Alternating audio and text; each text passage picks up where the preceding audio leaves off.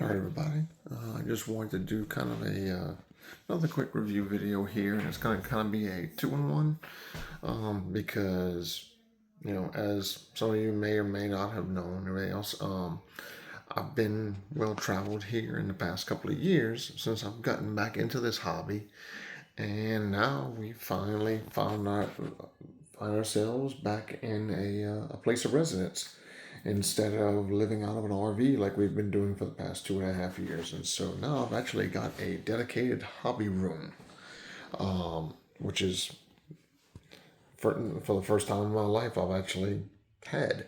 Um, I've actually got a room dedicated solely to being able to work on and charge batteries for and otherwise store my collection of RC cars. And so I just wanted to kind of give a quick view around of this. I kind of did a short on it in the past. But this is the main reason right here for the video. We had the Black Friday deal on this very vehicle. And because of that, I went ahead and bit the bullet and got one. This is one, it had the battery and the charger, but the local hobby shop here had still marked it down half off, just like the other one. So I ended up getting this vehicle that regularly retailed for about $600 for $300 as advertised on Horizon Hobbies website. And what I can say is that for those of you who have this same vehicle, whether it's the MX or whether it's the SM like this one, um, there's a learning curve definitely with it. It is one of the most unique and I'm just going to say it, fun to drive RC vehicles.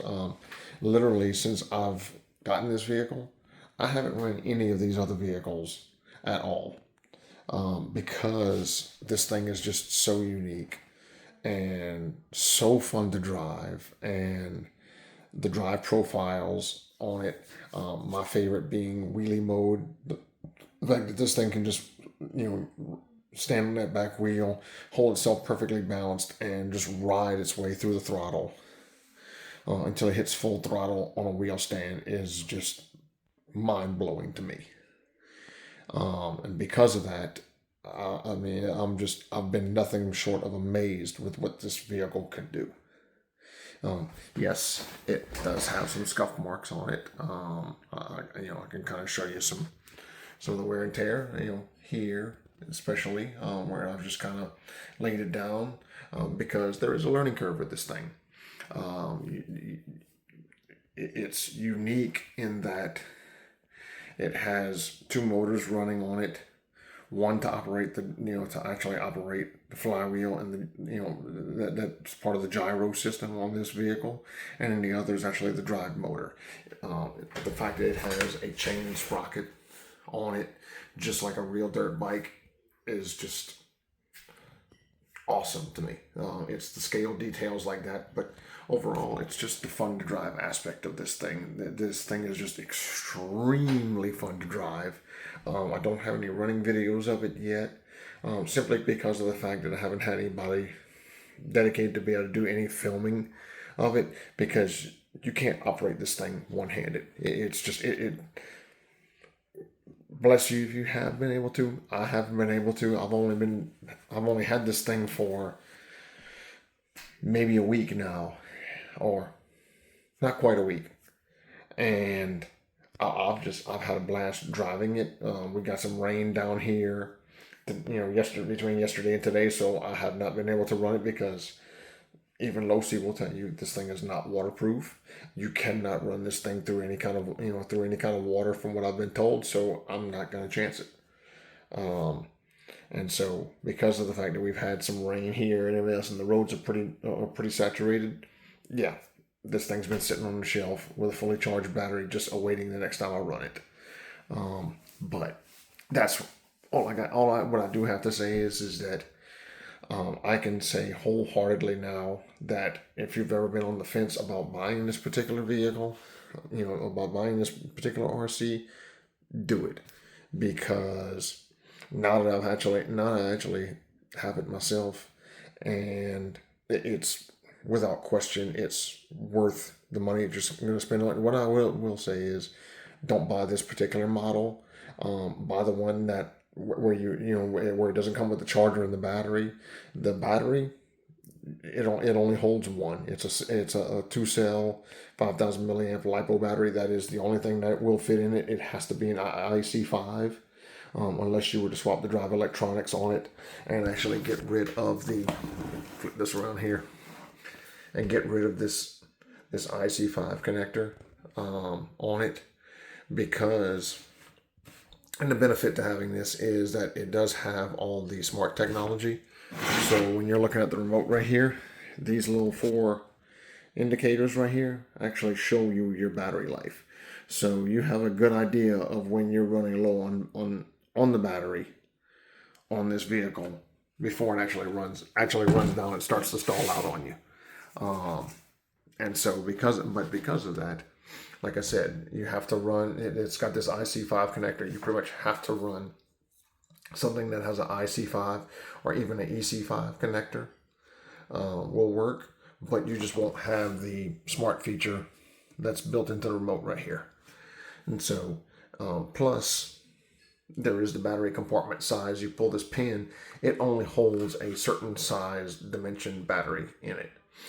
If it has a balanced lead sticking out of it, it probably won't fit. So you're kind of stuck running that type of battery and that type of connector and all of that. And so because of that, you're pretty much limited to being able to run a 5,000 milliamp 2-cell LiPo battery in this vehicle.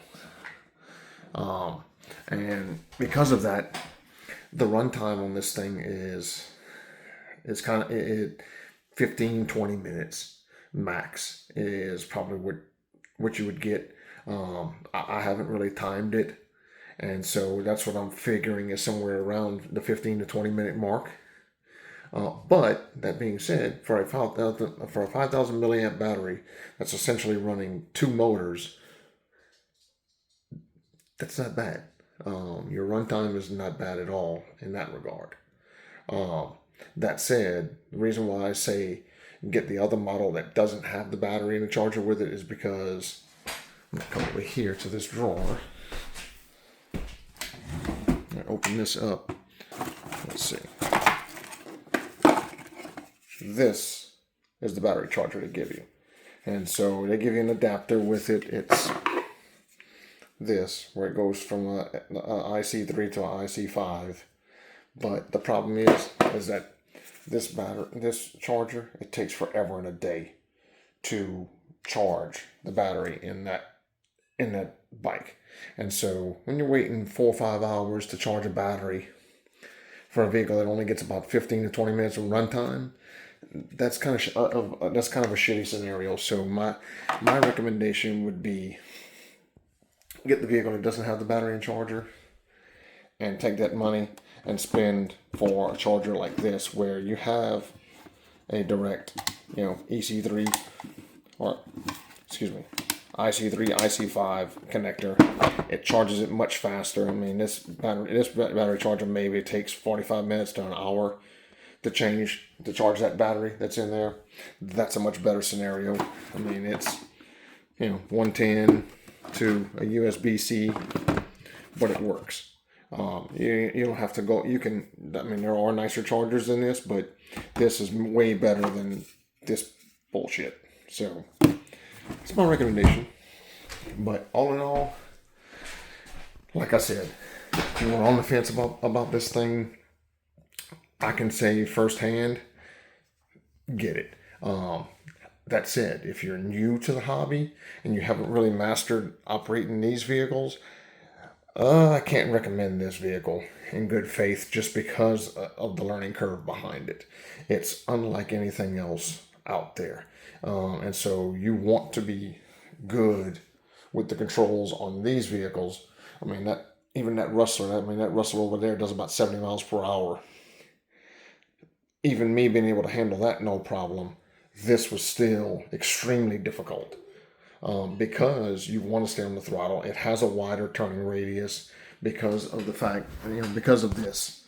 And so all of that said and everything else, it has a learning curve.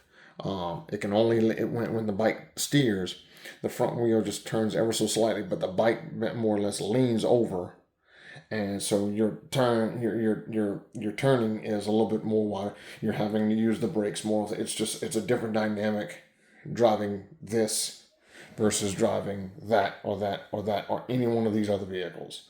And so because of that, in good faith, if you're new to this hobby, I would highly recommend you get used to something like this, to one of these first.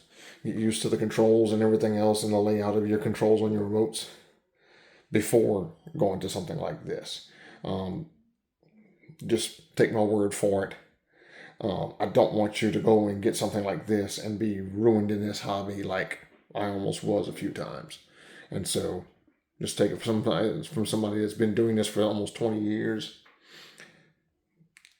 It's a great vehicle, but there is a learning curve that you need to learn before you can operate something like this. And so, in a nutshell, that's about it. So, on a scale of 1 to 10, I would give this vehicle probably somewhere in the neighborhood of about a 7 to an 8, just because, like I said, the driving dynamics of it are very much different.